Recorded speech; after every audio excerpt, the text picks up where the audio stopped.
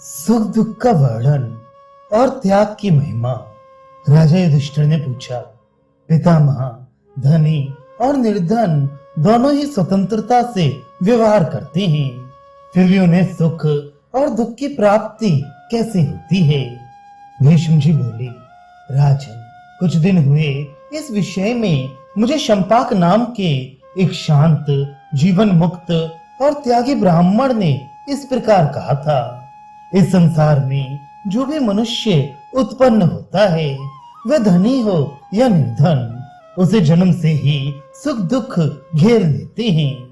विधाता जब उसे सुख और दुख इन दोनों में से किसी एक मार्ग पर ले जाए, तो इसे ना तो सुख पाकर प्रसन्न होना चाहिए और न दुख में पड़कर घबराना चाहिए। यदि तुम अकिंचन रहोगे तो सुख का आस्वादन कर सकोगे। जो अकिंचन होता है वह आनंद से सोता जागता है। संसार में अकिंचनता में ही आनंद है। यही हितकारक, कल्याणमय और निरापद है। तथा इस मार्ग में किसी प्रकार के शत्रु का भी खटका नहीं है।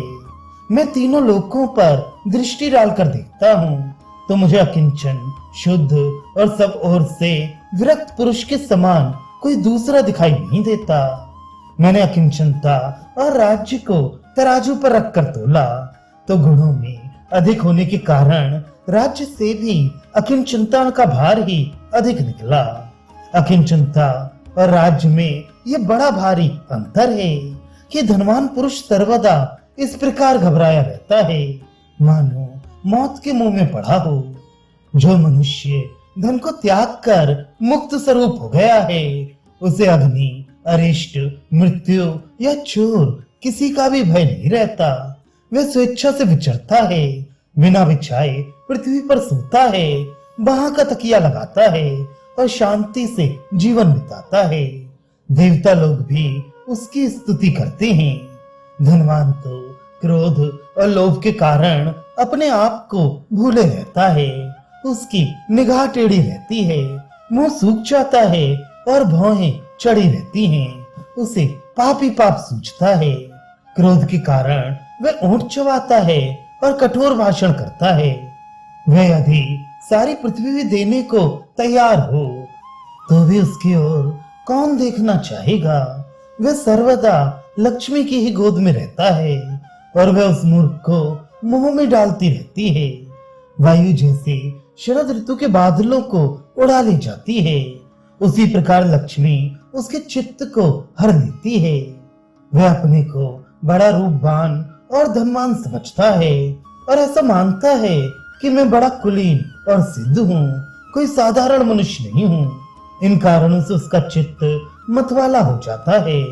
भोगासक्त हो जाने के कारण वह बाप दादों के जोड़े हुए माल मत्ते को उड़ा देता है और इस प्रकार धनहीन हो जाने पर दूसरों का धन छीनने का विचार करने लगता है।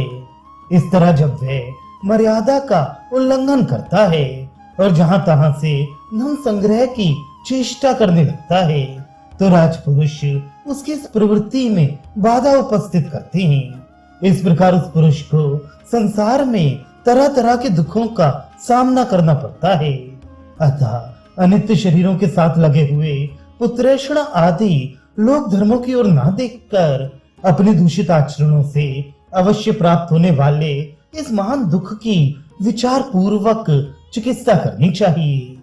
कोई भी मनुष्य त्याग किए बिना ना तो सुख पा सकता है और ना परमात्मा को पा सकता है और ना निर्भय होकर सो सकता है।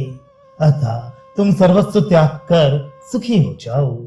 युधिष्ठिर, पहले शंपाक मुनि ने हस्तिनापुर में मुझसे ये बातें कही थी, अतः त्याग ही सबसे श्रेष्ठ माना गया है।